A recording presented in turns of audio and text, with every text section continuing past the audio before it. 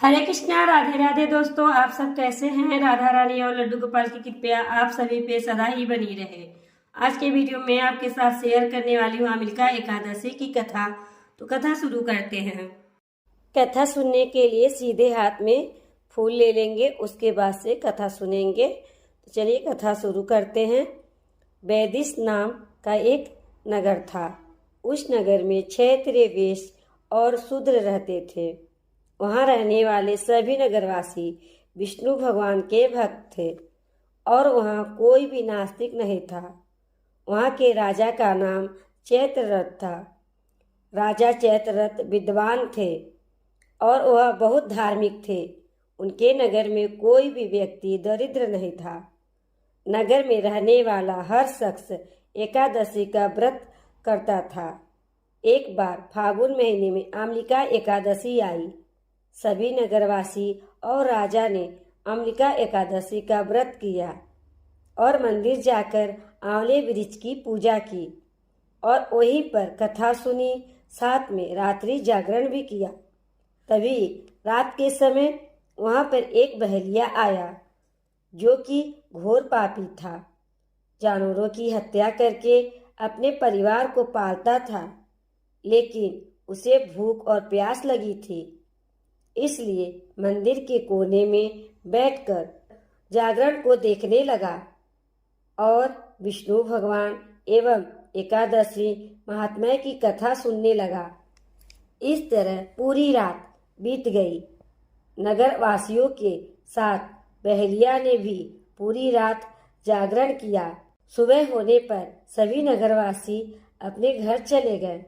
बहेलिया भी घर आकर भोजन किया, लेकिन कुछ समय के बाद बहेलिया की मौत हो गई।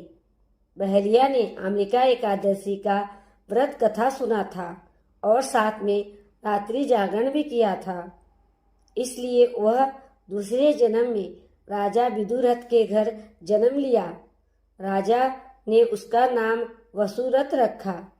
वसुरथ बड़ा होकर नगर का राजा बना। एक दिन वह शिकार पर निकला, लेकिन बीच में ही रास्ता भूल गया। रास्ता भूल जाने के कारण वह पेड़ के नीचे सो गया।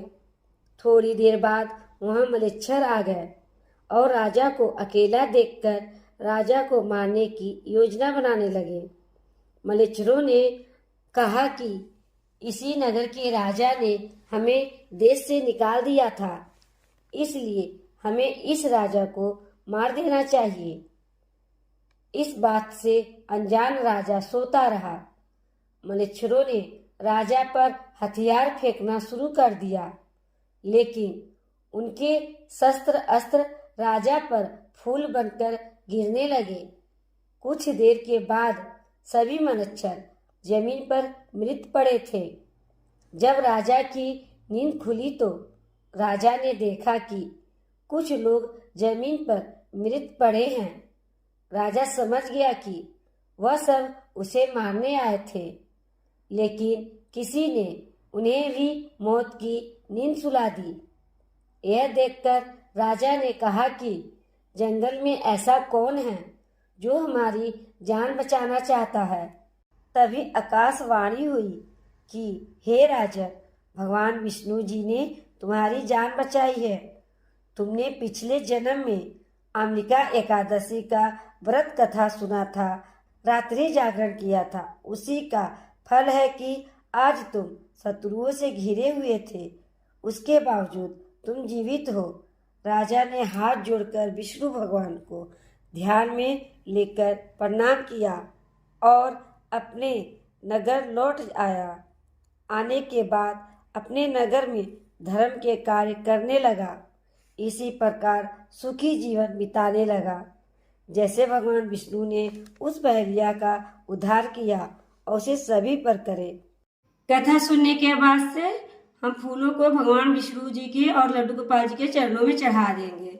तो दोस्तों, यह थी अम्बिका एकादशी की कथा। कथा आपको कैसी लगी? अच्छी लगी हो तो लाइक कर दीजिएगा। चैनल को सब्सक्राइब नहीं किए हैं तो चैनल को सब्सक्राइब कर दीजिएगा। अगले वीडियो मिलते हैं। राधे राधे।